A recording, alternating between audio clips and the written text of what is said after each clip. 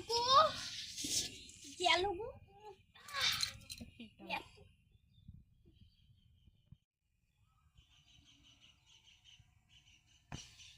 জিনিস কেমন আর পারি না জ্বালা যন্ত্রণা বাড়িতে আবার এসে গেলে কোথায় গেল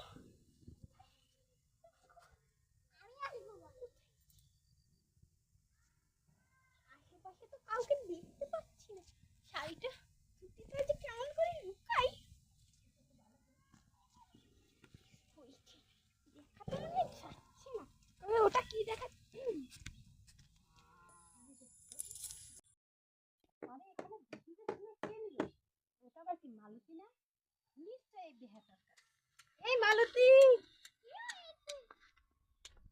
মালতী দাঁড়া দাঁড়া দাঁড়া শোন শোন কি হয়েছে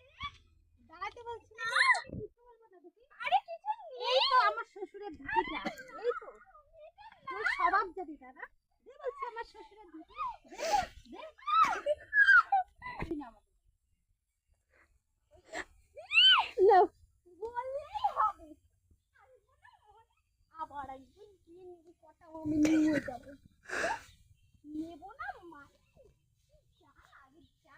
দেখতে পিছন পিছনই আমি যাবো বাড়িতে রাখি কোথায় রাখি স্বভাব কোনোদিন যাবে না শ্বশুরের জামা কাপড়গুলো ধুয়ে আসছি ধুতিটা চুরি করে নিয়ে গেছি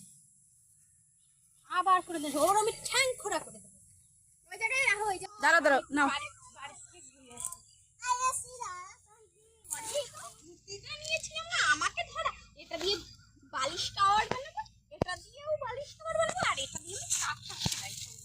আর যা বাদ বাকি টুকরো টাকরি বাজবে ওগুলো দিয়ে আমি রুমাল বানাবো প্রথমে শুধু একটা নিয়েছিলাম পছন্দ হলো না এবার সব নিয়েছি বলেছিলাম না আমি নেবই নিয়েই গেলাম মালতীর সঙ্গে পাঙ্গা নিতে এসে গোল করে মুছে শাড়ির আসলের তালে কি কোথায় ওই যে দেখা যাচ্ছে দাঁড়া মনে হচ্ছে আমার